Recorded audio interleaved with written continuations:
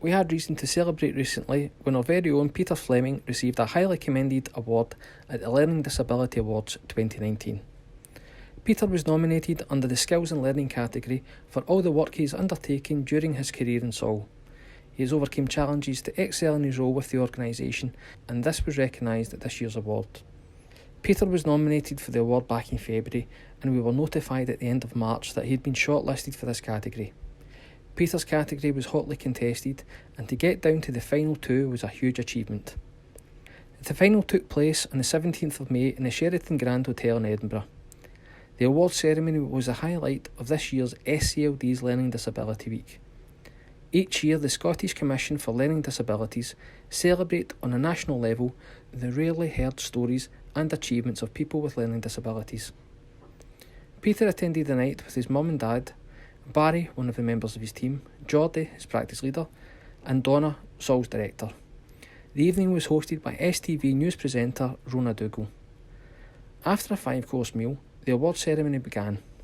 In total, there were 8 categories, all reflecting this year's Learning Disabilities Week theme of Communi-Tea, active, connected included.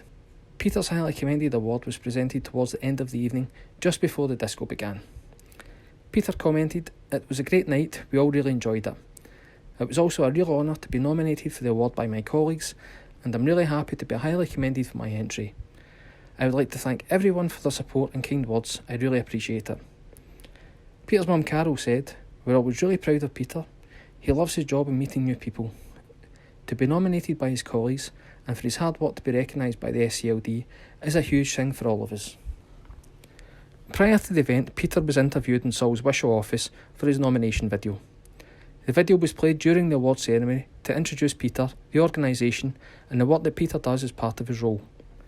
Peter is a star in the making, as his interview was done in one take.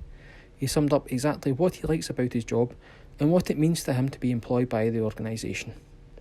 It's a really great video, and it can be viewed on our Facebook page or website.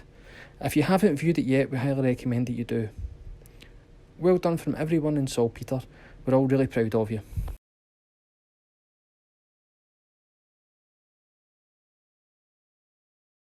Lynne had a break recently at Homelands Trust with Karen and Alexa. Lynne had a lovely big room that looked down onto the golf course and the sea. The girls dined at the Old Manor House at London Links on the first night, where they played 80s music and the girls enjoyed a good sing-along. They too saw them heading to St Andrews. The pavements are not suitable for a wheelchair, but Karen and Alexa did the very best to take Lynne sightseeing at the university. After getting some great photos, the girl met Lynne's best friend, Siobhan, at a local garden centre. Siobhan spent the rest of the day and overnight with Lynne at Homelands. The gang headed into leaving on night 2 to grab a bite to eat at Agenda. The portions were so big, none of them could face the pudding. After their meal, they headed back to the lodge and had a great time catching up and reminiscing about their younger days. Day 3 saw the girls having a trip to Anstruther and a drive through all the little towns.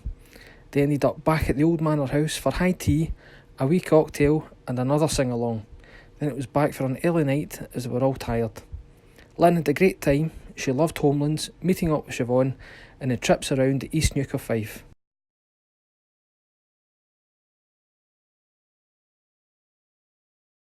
Julia recently celebrated a special birthday in style when she had a party arranged by her team members Marion and Hilary Ann at the Beefeater at Newhouse. Family and friends joined Julia for the celebration, including her brother, sisters and nieces, and a great time was had by all. Julia received lots of lovely gifts and a special cake, as you can see from the picture, which captures Julia to a T. Everyone had a great night, and Julia is looking forward to her next special birthday. Pictured are Julia and her team, with Frankie and his team and her good friend Sylvia.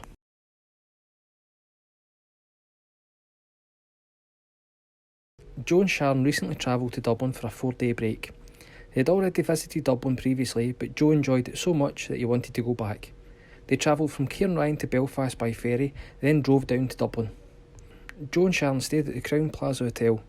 Joe wanted to go back there because he loves his staff and they were so helpful and friendly when he stayed before. They said their rooms were fantastic, they were really big and comfortable, and everything they needed was there. Joe really enjoyed his breakfasts, especially the continental style. He loves live music, and they certainly heard plenty of great bands while they were away. One of the markets they visited, and they managed to visit 3, even had a live music tent. Joe did plenty of shopping and brought lots of souvenirs back for himself. A trip to the Guinness storehouse was a must, and Joe managed to have a wee taste of all the 10 types of Irish stout. As you can see from the picture, it looks like Guinness might be his favourite tipple.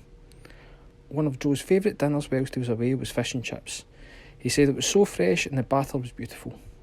It was so good he had it twice, although obviously not on the same day. Prior to travelling home, Joe was told that they had to be in Belfast earlier than expected due to severe weather. But when they arrived in Belfast, they were then told that the ferry would leave at its scheduled time. This meant Sharon and Joe had a little bit more time to see Belfast. On the way back, Joe asked Sharon when they were going back, the sign of a brilliant trip.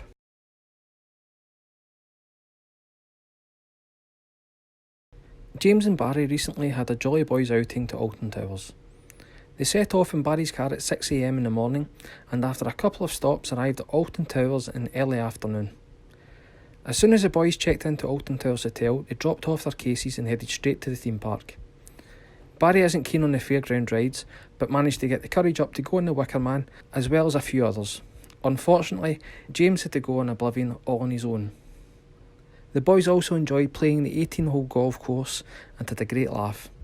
There's a monorail that takes you through the theme park, but the boys decided to walk for most of it, and James kept saying, "My legs are killing me." All good exercise though, as it helped to work off the kebab and chips that the lads had for dinner. They managed to catch the first half of a football game on TV before heading out to the park on the Sunday. All too soon, James and Barry headed back to Wishaw after breakfast on the Monday morning, arriving back around 2 p.m. They had a great time, but they both said you have to be patient to stand in the queues for the rides.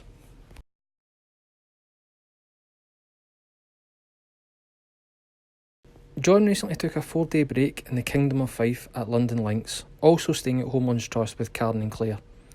The trust was set up by Isabel Paxton, who generously bequeathed her estate to charity to establish a place where people could have a holiday or break in a beautiful location.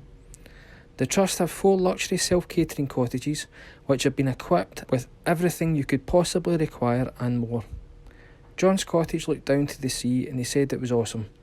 There was a barbecue area and outdoor seating area. John's cottage even had its own laundry room. John and the girls had dinner one night at the Old Manor Hotel, which they thoroughly enjoyed, as the hotel has stunning views over the golf course. The local takeaways delivered to the cottages, so they treated themselves to a Chinese meal as well. John enjoyed going for walks in the grounds as it was just beautiful, and he would definitely go back as he had a fantastic time.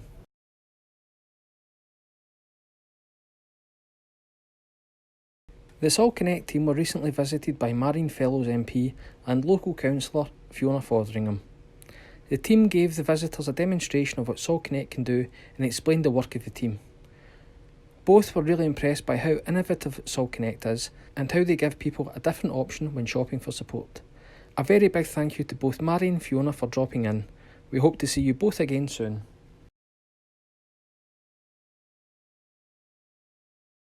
We recently joined in the fun with SLD's Learning Disability Week by holding our own Sol Communi-Tea party. The Communi-Tea party was a coffee morning where friends old and new could meet for a cuppa and a chat. The event took place in Sol's Wishaw office on Thursday the 15th of May during Learning Disability Week. This year's Learning Disability Week theme was community. Whoever we are, and wherever in Scotland we live, we can all be part of a community. Communities are at their best when everyone is actively participating, connected to people, and feel included by their community.